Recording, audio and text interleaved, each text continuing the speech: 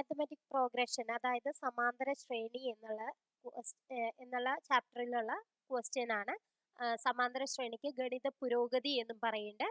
അപ്പൊ അതിലുള്ള ക്വസ്റ്റ്യൻ ആണ്. ഒരു AP-യുടെ 7ഉം 13ഉം ടേമുകൾ യഥാക്രമം 34ഉം 64ഉം ആണെങ്കിൽ അപ്പോൾ അതിന്റെ 18ാമത്തെ ടേം, അതായത് നമുക്ക് കണ്ടുപിടിക്കേണ്ടത് എന്താണ്? എന്താ തന്നിരിക്കുന്നത്? 7ാമത്തെ term n equal to a+n-1 into d ആണ് nth ടേം അല്ലെ? അപ്പൊ 7ാമത്തെ ടേം എങ്ങനെ എഴുതുക? a7 ഈക്വൽ ടു a+6d അല്ലെ? a+6d. അത് എന്ന് പറയണത് എത്രയാണെന്ന് തന്നിട്ടുണ്ട്? 34 ആണെന്ന് തന്നിട്ടുണ്ട്. ഇനി എന്താ തന്നിരിക്കണേ? a13 തന്നിട്ടുണ്ട്.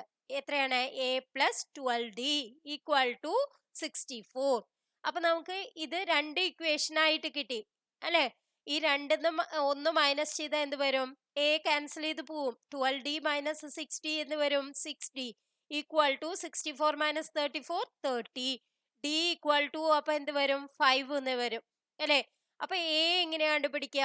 a എന്ന് പറയുന്നത് ഇവിടെ dക്ക് 5 കൊടുക്കുക. അപ്പൊ 6 5s are 30. 34 മൈനസ് 30 4 ആണ് വരിക അല്ലെ? a ഈക്വൽ ടു 4 വരും. ഇനി എന്താണ് നമുക്ക് കണ്ടുപിടിക്കേണ്ടത്? a18 ആണ് കണ്ടുപിടിക്കേണ്ടത്. a18 equal to a+17d equal to a എത്രയാണ്? 4 + 17 ഇൻറ്റു 5.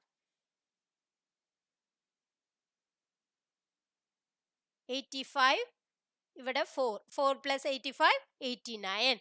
സി എന്നുള്ളതാണ് ആൻസർ. അപ്പൊ വീഡിയോ നിങ്ങൾക്ക് ഉപകാരപ്രദമാണെങ്കിൽ ലൈക്ക് ചെയ്യാനും കമന്റ് ചെയ്യാനും മറക്കരുത്. Thank you.